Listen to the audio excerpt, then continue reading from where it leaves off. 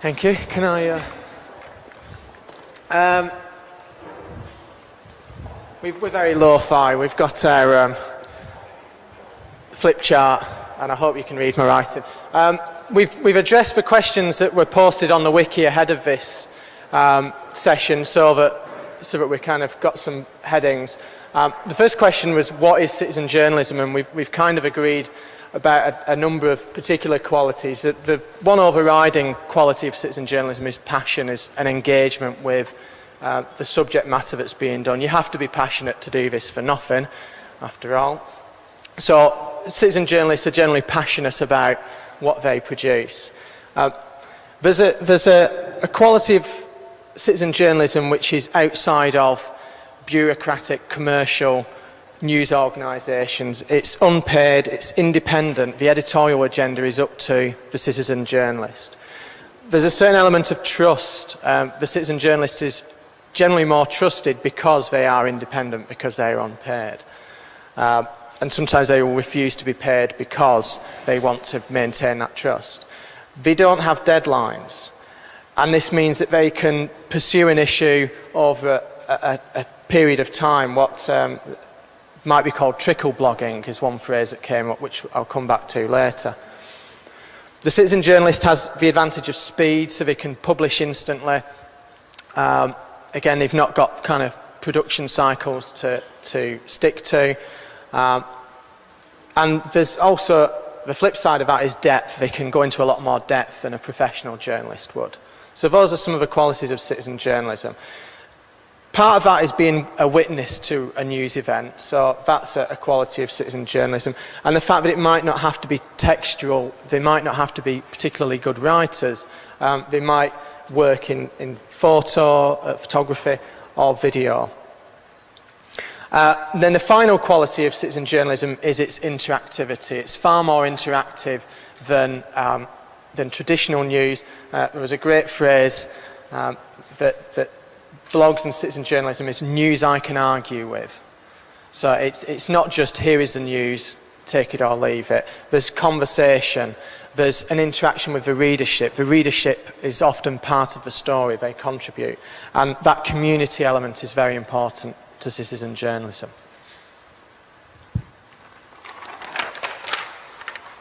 Question 2 was about the policy implications of citizen journalism. We didn't talk about this a great deal yesterday. In fact, I don't think we talked about it at all, and so we've talked about it for about 5 minutes today.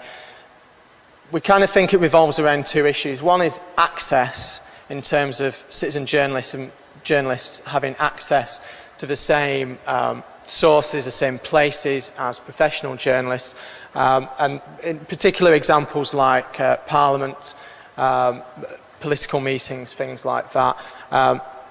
In some places, Lithuania was mentioned, I know America is the same. If you want to get access to the White House, for example, to report, you need accreditation and you need to be working for a professional news organisation that pays you. But a really interesting point was made that whether citizen journalists need access, because surely then they become no different to the professional journalists. They're simply reporting on the same things. So is there an issue here that whether citizen journalists should want to become the same in that respect? The other element is protection, this kind of protection of your ability to protect your sources in a court of law if you're summoned to give evidence. I mean, actually that protection is exaggerated. It's not as strong as many people think. There's something of a myth of that, and we talked about that. But one issue that came out is actually who protects the journalist. What really protects the professional journalist is the fact that they're often part of a big organisation with resources, lawyers who can protect them, experience. But bloggers and citizen journalists, although they don't have an organisation, they do have a powerful lobby in the blogosphere and grassroots pressure. The example of the Egyptian blogger who was jailed for what they wrote is pertinent here. There was a lot of pressure raised by the blogosphere. It was publicised widely. Amnesty International got involved and pressure was placed on Egypt. The next question, can I invite Doreen to cover this one, just to give it a bit of variety? Do you want to talk about mainstream media? Doreen? No, okay. All right, you've got me again then. We've combined this with a question about business models. One suggestion was that mainstream media can aggregate what's produced by citizen journalists and bloggers.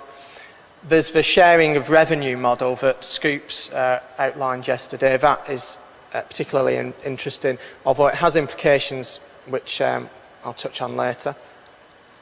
For advertisers, there's an attraction of corporate social responsibility. So advertisers who are involved in these in citizen journalism projects, maybe through mainstream media, can demonstrate their corporate social responsibility. So that might be one way to sell it to advertisers. Likewise, I don't know how many people have read the Clue Train manifesto. There's this famous phrase, the market is a conversation. And in a sense, this conversation that citizen journalism represents is a way for advertisers to get involved in that market, in that conversation. So that's another way to sell it to advertisers. It's a way for advertisers to engage in that community and in a community of consumers, if you like, but also talking with them.